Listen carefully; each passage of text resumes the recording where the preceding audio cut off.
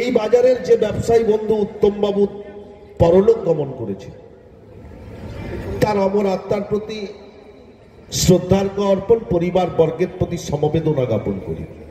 আর আজকে তৃণমূল কংগ্রেসের সভা শুরুতেই 1 মিনিট নীরবতা পালন করে আত্মার সন্তুষ্টি কামনা করা হয়েছে। এবং এই বাজারের ক্রেতা বিক্রেতা বন্ধু, সমস্ত ব্যবসায়ী বন্ধু সকলকে প্রীতি শুভেচ্ছা অভিনন্দন। আজকে আমরা একদিকে স্মৃতিচারণ করতে এসেছি ঐতিহাসিক 10 সালের 24শে নভেম্বরের, যেদিনকে খেজুরির মাটি থেকে হারমাদদেরকে তাড়িয়ে হারমাদদের মুক্ত করা হয়েছিল এই খেজুরির বিধানসভা, তার স্মৃতিচারণ করতে এসেছি।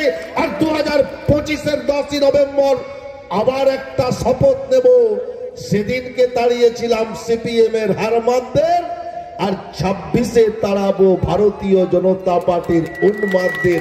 এই শপথ আজকের সভা থেকে আমাদের নিতে হবে। এটা বানর বড্ড লাফালাফি করছে,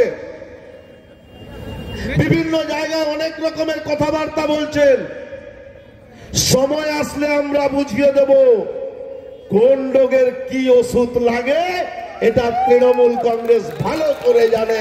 উপযুক্ত সময় আসলে নিশ্চিত বুঝিয়ে দেব। ভাতৃপ্রতিম দেবাংশু ভট্টাচার্য বলবেন, আমি আবার আপনাদের উদ্দেশ্যে বলবো, এসআইআর কে সামনে রেখে ভোটার লিস্ট থেকে নাম বাদ দিয়ে বিভিন্ন জায়গায় সংযোজনের মাধ্যমে ক্ষমতায় আসার যে পরিকল্পনা করেছিলেন, সেই পরিকল্পনা অভিষেক বন্দ্যোপাধ্যায়, মমতা বন্দ্যোপাধ্যায়ের নেতৃত্বে ন্যস্ত হয়ে গেছে, অর্থাৎ ব্যর্থ হয়ে গেছে ভারতীয় জনতা পার্টির সেই পরিকল্পনা। তাই বিভিন্নভাবে বিভিন্ন কথা উপস্থাপনা করছেন। পরে কোনোদিন সভা হলে নিশ্চিতভাবে বলবো। সকলকে আন্তরিক অভিনন্দন জানিয়ে আমার ছোট্ট কথা শেষ করছি। জয় হিন্দ, জয় বাংলা। মমতা বন্দ্যোপাধ্যায় জিন্দাবাদ, অভিষেক বন্দ্যোপাধ্যায় জিন্দাবাদ। নমস্কার, সকলে ভালো থাকবেন।